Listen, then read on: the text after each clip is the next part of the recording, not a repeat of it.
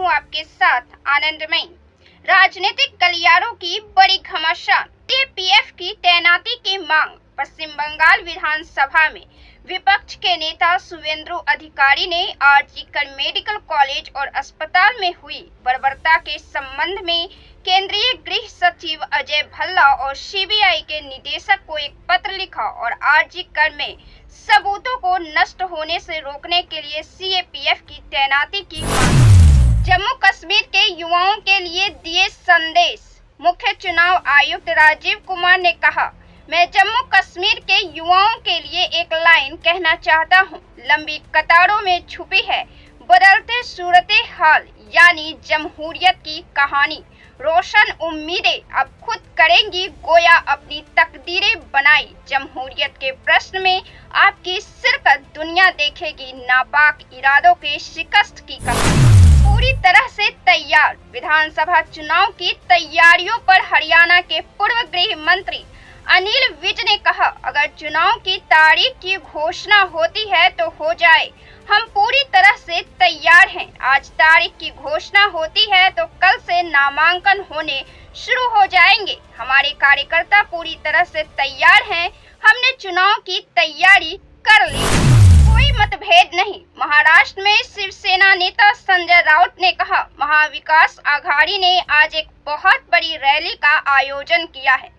हम चाहते हैं कि विधानसभा चुनाव में एमवीए मिलकर लड़े। तीनों दलों शिवसेना, कांग्रेस और एनसीपी के बीच सीट बंटवारे, घोषणा पत्र या किसी अन्य कामकाज को लेकर कोई मतभेद नहीं है। पेरिस ओलंपिक लॉन्च पैड साबित होने वाला है। पेरिस ओलंपिक 2024 के खिलाड़ियों के साथ बातचीत के दौरान प्रधानमंत्री नरेंद्र मोदी ने कहा, पेरिस ओलंपिक भारत के लिए कई मायनों में ऐतिहासिक रहा है। इसमें जो रिकॉर्ड बने वो देश के लिए कोटि कोटि नौजवानों के लिए प्रेरणा देंगे। 500 साल के इतिहास, ये मनु हमारी पहली ऐसी बेटी है जिसने भारतीय खिलाड़ी के रूप इंडिविजुअल इवेंट में 2 मेडल जीते हैं। नीरज पहला ऐसा भारतीय खिलाड़ी है जिसने इंडिविजुअल इवेंट में गोल्ड और सिल्वर जीते हैं। विनेश फोगाट पहली ऐसी भारतीय बनी जो कुश्ती में फाइनल तक पहुंची। ये हमारे लिए गौरव का विषय है। मुझे विश्वास है कि पेरिस ओलंपिक भारतीय खेल की इस उड़ान के लिए एक लॉन्च पैड साबित होने वाला है।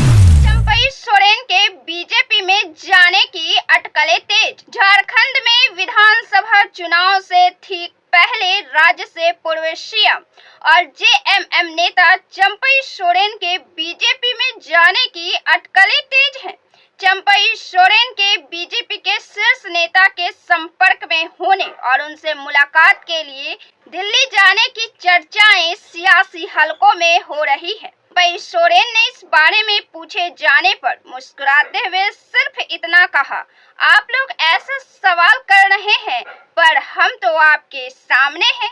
हेमंत सोरेन के जेल से वापस आने के बाद चंपई सोरेन को सीएम पद से इस्तीफा देना पड़ा था। इसके बाद से ही उनके नाराज होने की चर्चा सियासी गलियारों में की जाती रही। यूसीसी पर नहीं मिल रहा सहयोगियों का साथ।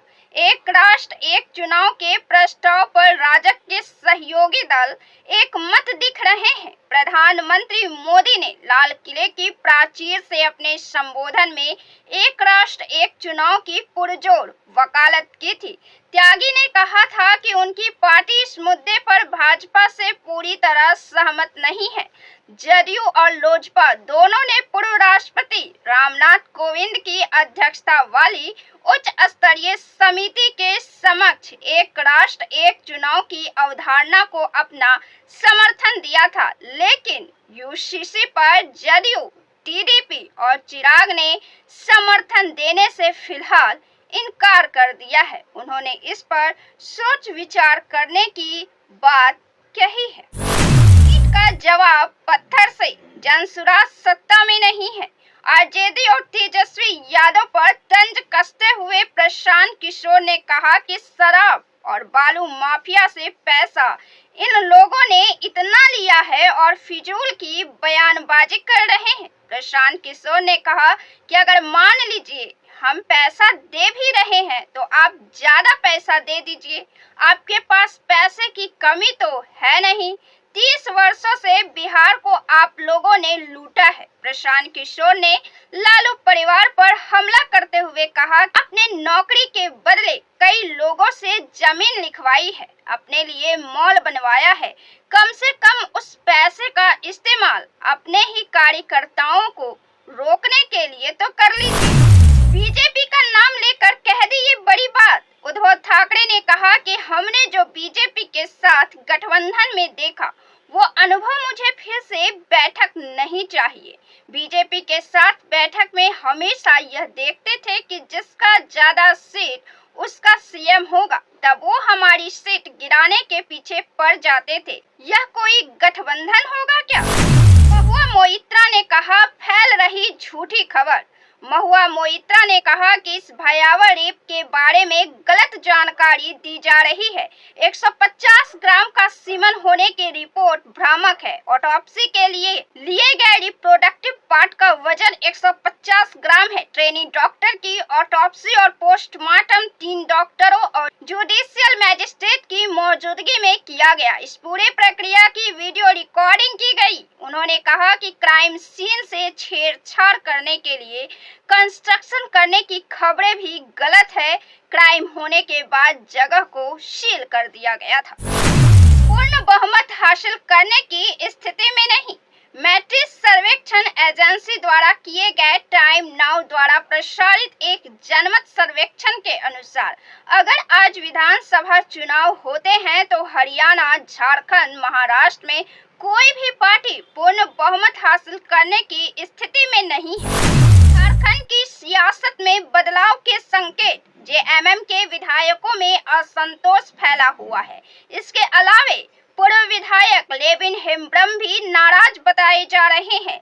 लेविन हेम्ब्रम पार्टी के अन्य विधायकों से भी संपर्क कर रहे हैं। राज्य के मुख्यमंत्री हेमंत सोरेन से पार्टी के 6 से 7 विधायक असंतुष्ट बताए जा रहे हैं। झारखंड की सियासत में ये बड़े बदलाव के संकेत हैं। केवल 90 सीटों पर ही होंगे चुनाव। जम्मू कश्मीर में कुल 114 विधानसभा सीटें हैं, लेकिन राज्य में विधानसभा सीटों की डिलिमिटेशन के बाद चुनाव केवल 90 सीटों पर ही होंगे। ऐसा क्यों होगा?